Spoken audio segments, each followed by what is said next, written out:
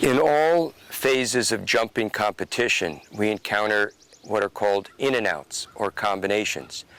They actually come originally from the cavalry and going cross country, because riders would have to jump down an embankment, across a stream, and up an embankment. That is a form of in and out.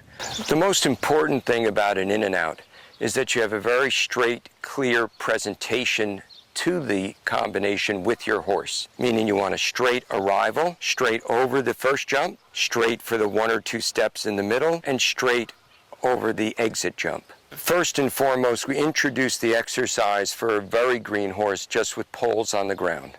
To enter the in and out and land and canter straight and away. Then we put 2 piles of poles, 2 strides apart. Then they become an X to a pile of poles, then an X to an X.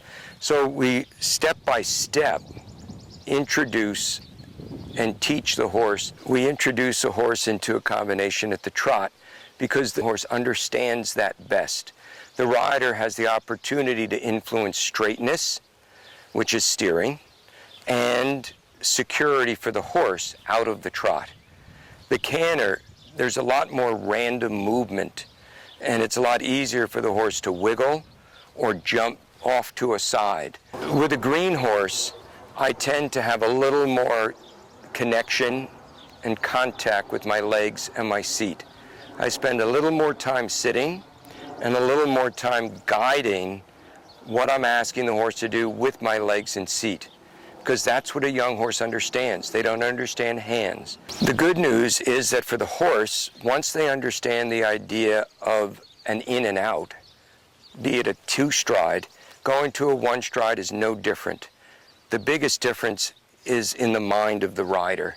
The most important thing with a green rider is to have them on an experienced horse. There's nothing better for a young rider than an old horse.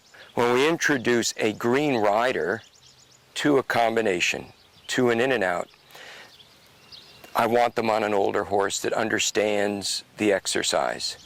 I like to have a setup jump, a pole to an X, a trot pole to an X, a simple striding to a vertical or another X with a ground line, and then 3 strides to another X or vertical with a ground line.